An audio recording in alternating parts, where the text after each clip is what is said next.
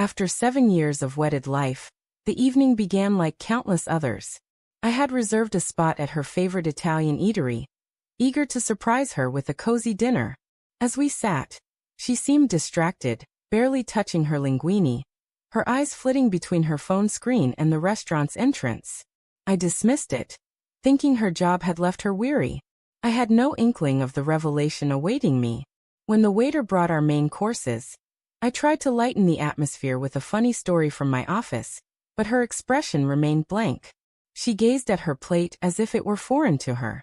Worried, I inquired if something was amiss. Her eyes locked onto mine, distant and hollow, before she said, "We need to have a conversation." I carefully placed my fork on the table, a heavy weight settling in my chest. She took a deep breath as if preparing to dive into frigid waters, and then spoke with an eerie calm. "I'm involved with someone else." The words didn't echo. They landed, solid and irrefutable. I stared at her, unsure if I'd misunderstood. For a fleeting moment, I was frozen.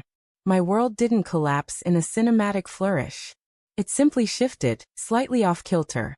Around us, other patrons continued their meals and chatter, unaware of the rift in our reality.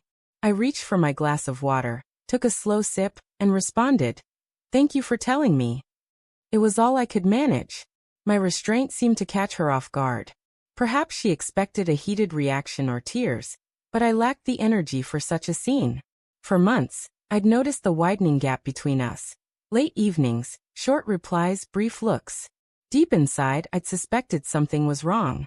She started to explain herself, saying it wasn't intentional, that their connection had formed unexpectedly, that she never meant to cause me pain. Her words felt practiced, as though she'd rehearsed them in her mind endlessly. I nodded, not in approval, but to let her complete her prepared speech. When she finished, her eyes sought mine, as if pleading for forgiveness or relief from her guilt. I provided neither. Instead, I neatly folded my napkin, set it on the table and said, "I hope he's everything you're looking for." A trace of regret flickered across her face, but it wasn't enough to undo her admission. We sat in silence until the bill arrived. I settled it without speaking.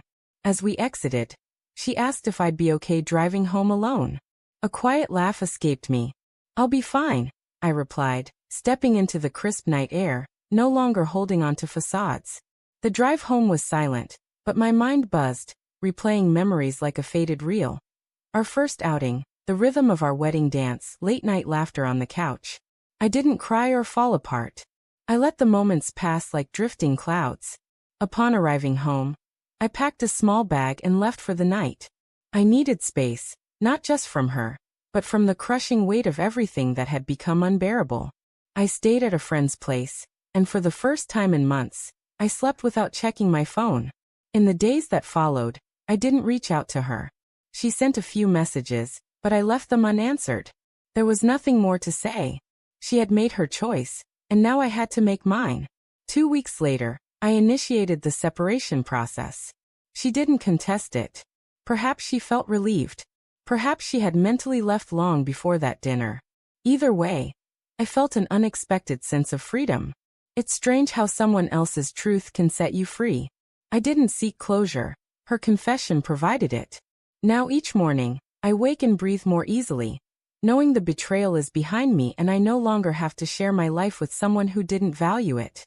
Looking back on that evening, I have no regrets about my response. Sometimes, "Thank you for telling me," is enough to let go of everything and move forward.